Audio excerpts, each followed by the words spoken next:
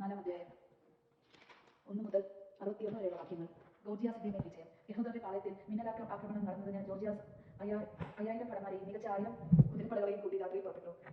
കോട്ടയിൽ താമസിച്ചവരാണ് അവന് വഴികാട്ടിയത്. യൂദാസ് ഇത് അറിഞ്ഞ് തന്റെ ശക്തരായ സഹചരന്മാരോടുകൂടി എമാവൂസിലുള്ള രാജസൈന്യത്തെ ആക്രമിക്കാൻ പുറപ്പെട്ടു. സൈന്യം അപ്പോൾ പാളയത്തിൽ ഉണ്ടായിരുന്നില്ല. ഗോർജിയാസ് രാത്രി യൂദാസിന്റെ പാളയത്തിലെത്തിയപ്പോൾ ആരെയും കണ്ടില്ല. അവർ ഓടി രക്ഷപ്പെടുകയാണ് എന്ന് പറഞ്ഞ് അവൻ അവരെ തെരഞ്ഞ് മലകളിലേക്ക് പോയി. പരിഭ്രാന്തമായപ്പോൾ യൂദാസ് 3000 പേരോടുകൂടി സമതലത്തിലെത്തി. ആവശ്യത്തിനും വാളും പരിചയം അവർക്കുണ്ടായിരുന്നില്ല. വിജാതിയരുടെ പാളയം കോട്ടകളാൽ സുരക്ഷിതത്വവും കുതിരപ്പടയാൽ വലിയതുമാണെന്ന് അവർ കണ്ടു. പടയാളികൾ യുദ്ധപരിശീലനം നേടിയവരുമായിരുന്നു. യൂദാസ് അനുചരന്മാരോട് പറഞ്ഞു, അവരുടെ എണ്ണം കണ്ട് പരിഭ്രമിക്കേണ്ട. അവർ ആക്രമിക്കുമ്പോൾ ഭയപ്പെടുകയും അരുത്. സൈന്യസമേതം അത് അനുധാവനം ചെയ്ത് ഫെറവോയിൽ നിന്ന് ചെങ്കടലിൽ വെച്ച് നമ്മുടെ പിതാക്കന്മാർ രക്ഷിക്കപ്പെട്ടത് എങ്ങനെയെന്ന് ഓർക്കുവിൻ. അവിടുന്ന് നമ്മൾ പ്രസാദിച്ച് നമ്മുടെ പിതാക്കന്മാരോട് ചെയ്ത ഉടമ്പടി ഓർമ്മിക്കുകയും നമ്മെ ആക്രമിക്കുന്ന ഈ സൈന്യത്തെ ഇന്ന് നശിപ്പിക്കുകയും ചെയ്യേണ്ടതിന് നമുക്ക് ദൈവത്തെ വിളിച്ചപേക്ഷിക്കാം. ഇസ്രായേലിനെ രക്ഷിക്കുന്ന ഒരു വിമോചകനുണ്ട്. വിജാതിയർ അപ്പോൾ അറിയും. വിദേശിയർ തല ഉയർത്തി നോക്കിയപ്പോൾ യഹൂദ സൈന്യം എതിരെ വരുന്നത് കണ്ട് അവർ യുദ്ധസന്നദ്ധരായി പാളയത്തിൽ നിന്ന് പുറത്തു വന്നു. യൂദാസിന്റെ ആളുകൾ കാഹളം മുഴക്കി. യുദ്ധം ആരംഭിച്ചു. വിജാതിയർ പരാജിതരായി സമതലത്തിലേക്ക് പലായനം ചെയ്തു.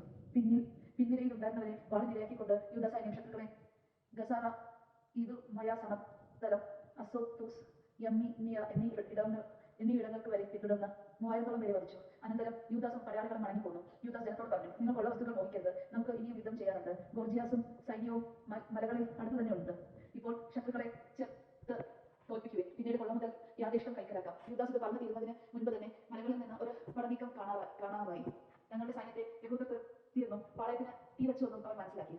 ഉയർന്നുകൊണ്ടിരിക്കുന്ന പുക ഇതിന് തെളിവായിരുന്നു. സംഭവം മനസ്സിലാക്കിയപ്പോൾ ഭയവിഹുലരായ അവർ യൂദാസിന്റെ സൈന്യം സമതലത്തിൽ യുദ്ധത്തിന് തയ്യാറായി നിൽക്കുന്നത് കണ്ട് ഫിലിസ്ത്യരുടെ നാട്ടിലേക്ക് ഓടി രക്ഷപ്പെട്ടു. അനന്തരം യൂദാസും കൂട്ടരും ശത്രുപാളയം കൊള്ളയടിക്കാൻ മടങ്ങി വന്നു. ധാരാളം സ്വർണ്ണവും വെള്ളിയും നീല ദ്രുമവർണ്ണങ്ങളിലുള്ള വസ്ത്രങ്ങളും വിലയേറിയ മറ്റ് സാധനങ്ങളും അവർക്ക് ലഭിച്ചു. മടങ്ങിപ്പോയും വഴി അവർ ദൈവത്തിന്റെ സ്തുതികളും കീർത്തനങ്ങളും പാടി. എന്നാൽ അവിടുന്ന് നല്ലവരാണ്, അവിടുത്തെ കാരുണ്യം ശാശ്വതമാണ്. അങ്ങനെ ഇസ്രായേലിന് അന്ന് വലിയൊരു വിമോചനം കൈവന്നു.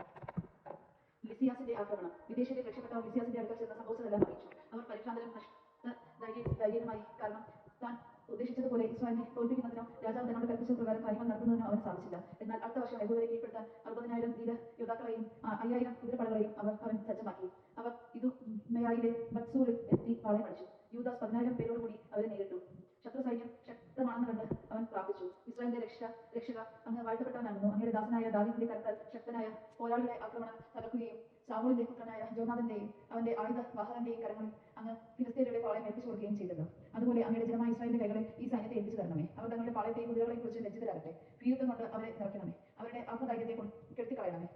തങ്ങളുടെ നാശത്തെ ഓർത്ത് അവർ നിറകൊള്ളട്ടെ. അങ്ങയെ സ്നേഹിക്കുന്നവരുടെ വാളിന് അവരെ ഇരയാക്കണമേ. അങ്ങയുടെ നാമം അറിയുന്നവർ അങ്ങയെ പാടിപ്പുകഴ്ത്തട്ടെ. തുടർന്ന് ഇരു വിവാഹങ്ങളും ഏറ്റുമുട്ടി. ലിസിയാസിന്റെ സൈന്യത്തിൽ 5000 പേർ കൊല്ലപ്പെട്ടു. തന്റെ പാളയത്തിന്റെ പതനവും വീരവുമായി ജീവിക്കുകയോ മരിക്കുകയോ ചെയ്യാനുള്ള യഹൂദ സൈന്യത്തിന്റെ സന്നിധതയും കണ്ട് ലിസിയാസ് മുൻപത്തെക്കാൾ വലിയൊരു സൈന്യത്തോടുകൂടി യൂദയെ ആക്രമിക്കാൻ തീരുമാനിച്ചു. അവർ അത്യോക്യയിൽ ചെന്ന് ഒരു കൂലി പട്ടാളത്തെ ശേഖരിച്ചു.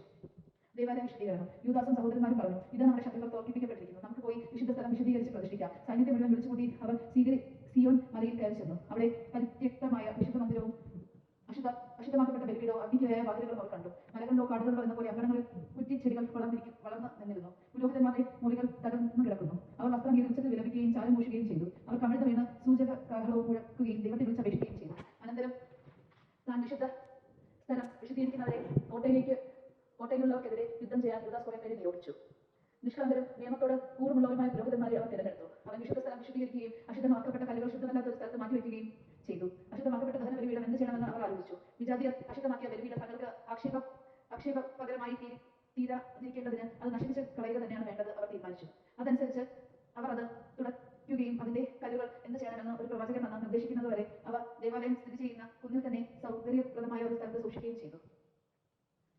പിന്നീട് അവർ നിയമം നിർദ്ദേശിക്കുന്ന പ്രകാരം ചെത്തി മിനുക്കാത്ത കല്ലുകൾ കൊണ്ട് മുൻപത്തെ പോലെ ഒരു ബലിപീഠം നിർമ്മിച്ചു. വിശുദ്ധ സ്ഥലവും ദേവാലയ അന്തർഭാഗവും വീണ്ടും നിർമ്മിക്കുകയും അങ്കണങ്ങൾ വിശദീകരിക്കുകയും ചെയ്തു. അവർ വിശുദ്ധ പാത്രങ്ങൾ പുതുതായി ഉണ്ടാക്കി. വിളക്കുകാലുകൾ ധൂപപീഠവും മേശയും ദേവാലയത്തിലേക്ക് കൊണ്ടുവന്നു. അവർ പീഠത്തിൽ ധൂപം അർപ്പിക്കുകയും വിളക്കുകാലിലെ ദീപകൾ തെളിയിക്കുകയും ചെയ്തു. ദേവാലയത്തിനുള്ളിൽ പ്രകാശം പകർന്നു. അവർ അപ്പം മേശയ്ക്ക് മേൽ വച്ചു. തിരശ്ശീല ഇടുകയും ചെയ്തു. അങ്ങനെ തുടങ്ങിയ പ്രവൃത്തികളെല്ലാം അവർ പൂർത്തിയാക്കി. 148 വർഷം 9 മാസമായ കിസ്ലേവ്യാന്റെ 25 ദിവസം അവർ അതിരാവിലെ ഉണർന്ന് പുതുതായി പണിത ദഹനബലി പീഠത്തിന്മേൽ വിധിപ്രകാരം ബലി അർപ്പിച്ചു. വിജാതിയർ ബലിപീഠം അശുദ്ധമാക്കിയതിന്റെ വാർഷിക ദിവസത്തിൽ തന്നെ ഗാനാലാപത്തോടും വീണ, കിന്നരം, കൈത്താളം എന്നിവയുടെ അകമ്പടിയോടും കൂടി അവർ അതിന്റെ പുനഃപ്രതിഷ്ഠ നടത്തി.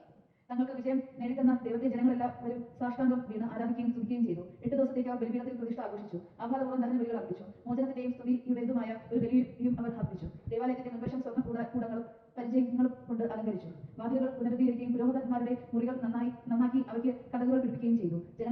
ആഹ്ലാദം തിരിതല്ലി വിജാതിയരുടെ പരിഹാസത്തിന് അറുതി വന്നു. ആണ്ടുതോറും കിസ്ലെ മാസത്തിന്റെ 25-ാം ദിവസം മുതൽ 8 ദിവസത്തേക്ക് ആനന്ദത്തോടും ആഹ്ലാദത്തോടും കൂടി ബലിപീഠ പ്രതിഷ്ഠയുടെ ഓർമ്മ ആചരിക്കുമെന്ന് യൂദാസും സഹോദരന്മാരും ഇസ്രായേൽ സമൂഹവും കൂടി തീരുമാനിച്ചു. വിജാതിയർ വീണ്ടും വന്ന് തകർത്ത് കളയാതിരിക്കത്തക്ക വിധം സിയോൻ മലയുടെ ചുറ്റും ഉയർന്ന മതിലുകളും ബലമേറിയ ഗോപുരങ്ങളും പണിത് അവർ അതിനെ സുരക്ഷിതമാക്കി. അവൻ ഒരു കാവൽ സൈന്യത്തെ നിയോഗിച്ചു. ഇദുമയായുടെ ആക്രമണത്തിൽ നിന്ന് രക്ഷ നേടാൻ ജനങ്ങൾക്ക് ഒരു